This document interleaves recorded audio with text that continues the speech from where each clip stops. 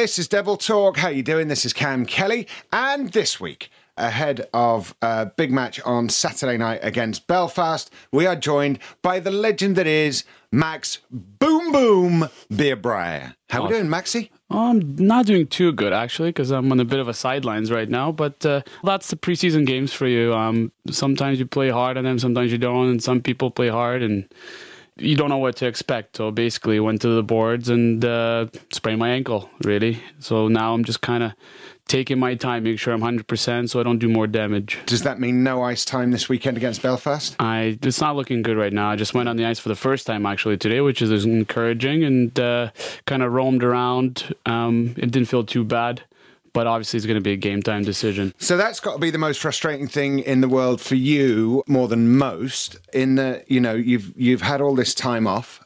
Season's only just started, and again, you're off the ice. That's right. That's why I got a bit down on myself the first day or two after that happened, because I felt great, to be honest, mentally, physically, and looking forward to start a new season. And then the last period of the last preseason game, that had to happen, and just really discouraging, really. Yeah, because I remember I saw you down the gym. What were we looking at? Maybe a month till season, and you were literally itching. Yeah. Well, that's a good word to describe it.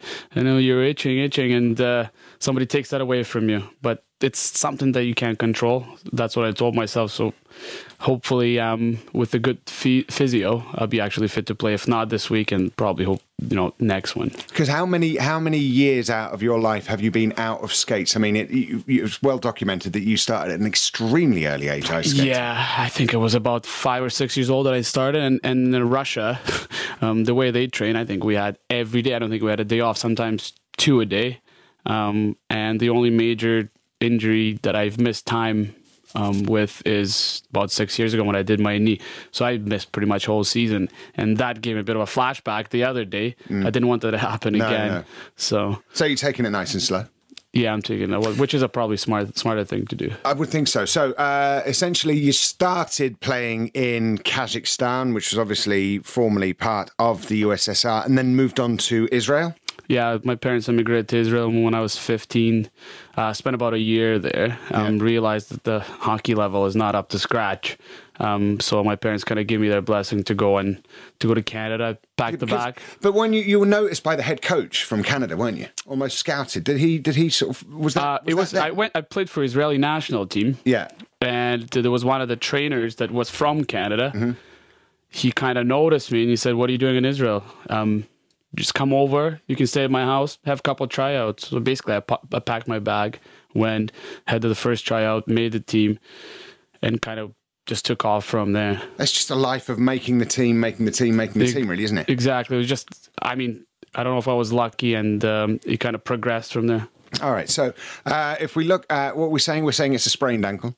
Which pretty much rules you out against Belfast at home on Saturday. But will you be looking to get back on the ice the weekend after? If I could, I would probably get out this Saturday.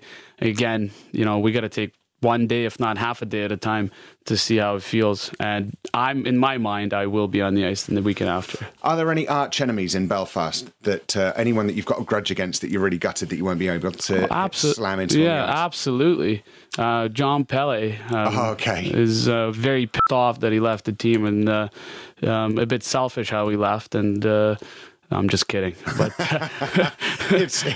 no, I'm happy for him. I mean, he's got to do what he's got to do, and it's always tough to. He's a really good friend of mine and the line mate from last year, and it's tough to hit these guys and pretty much try not to hurt them. Have you ever done that in your? I imagine in your career, you probably have had to. Oh yeah. Does it get nasty on the ice, and then as soon as the game's over, you can sit down for a beer? Right, absolutely. I mean, for the 60 minutes, you have to forget about your friends, and you have to treat everybody the same.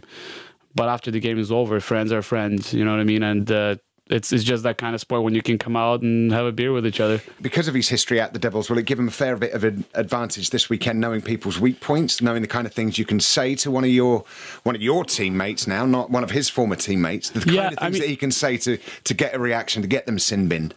No, yeah, you might try it. Like I said, for 60 minutes, it's a fair game, and you can try to get under people's skin. He won't be doing it this weekend because he's out till the beginning of October, I believe. He also had an injury. Okay. in the preseason, so he's out till October. But again, he's coming in this rink. He knows how to play here, so he's definitely would have been a threat. In the entire league, out of all the teams that you play, who is your arch nemesis? Who's your big rival? Who's the one that you get excited about smashing into on the ice?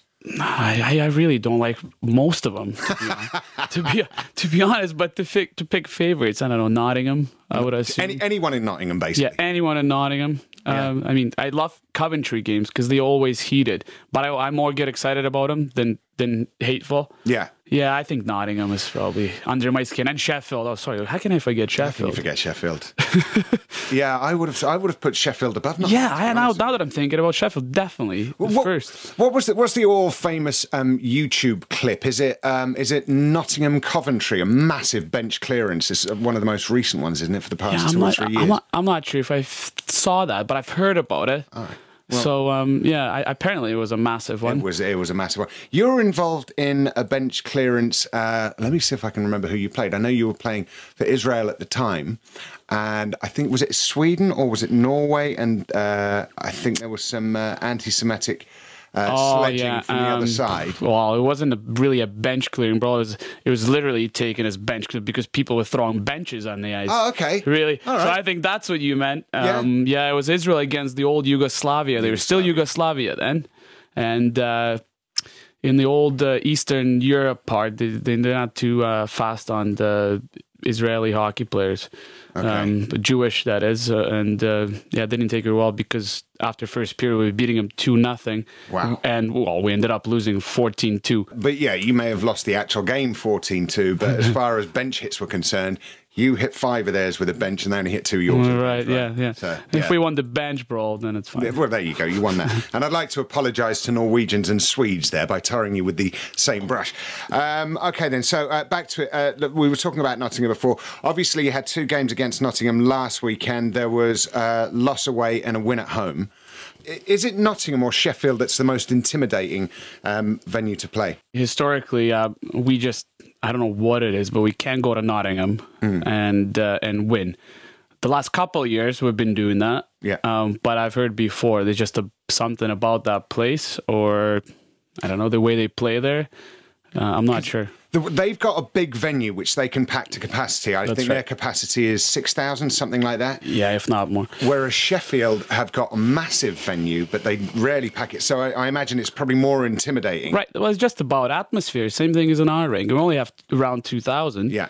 But you can hear every single one of them screaming, yelling. You can even hear people talking on their phones, you know what I mean? And when it does erupt, it erupts. Is it that blatant down on the ice? You can hear like individual conversations amongst the spectators? Yeah, sometimes when it's quiet and then somebody raises the voice because it's so close, it's so compact. Yeah. And the way the building is. Well, but on the positive side, I enjoy playing there because it's a good atmosphere. And the fans, they do affect the game because they give you that little extra little force, little pump you up a little bit. They do. It's a great atmosphere. Yeah, well, especially in the playoffs. I mean, that is just special. I mean, when you score a goal in the playoffs, I wait the whole year to do that. It's worth it. Would that equal, because we were talking before about when you played, you likened it to playing in the NHL, and if you were playing for Man United and you scored a goal against Tottenham, it was a pre-season game, but nevertheless, that was one of the biggest rushes of your life. Outside of that, which kind of goals from recent memory would compare? To be honest, I'm really almost upset about not winning trophies because the quality of the teams that we had in Cardiff in the last couple of years was really good. And so that's one of my goals. I want to, anybody on our team, they want to bring a trophy to town, the trophy that really means something, whether it's a championship or the playoffs. I mean, I was fortunate to win a BK Cup my first year, but it's almost like a bit of a secondary, like a Carling Cup type of trophy. But the really two that counts is the regular season and the playoffs. And if I can bring any one of them in there, that would be just fantastic. You are part of a record-breaking team, though. I know that doesn't necessarily come with silverware, but it's a record. Exactly. Well, of course, I'm proud. I throw it out there to break the ice once in a while, you know what I mean, and pump myself up. But again, it doesn't reflect in terms of bringing silverware. When you say you throw it out there to break the ice, is that in a bar when you're approaching the ladies? Maybe. Excuse me, my love, have you broken a record? I have. Oh, sorry, which one were you asking? Oh, you don't reckon? You can call me Boom Boom. Sorry, yeah. Oh, yeah, that's me.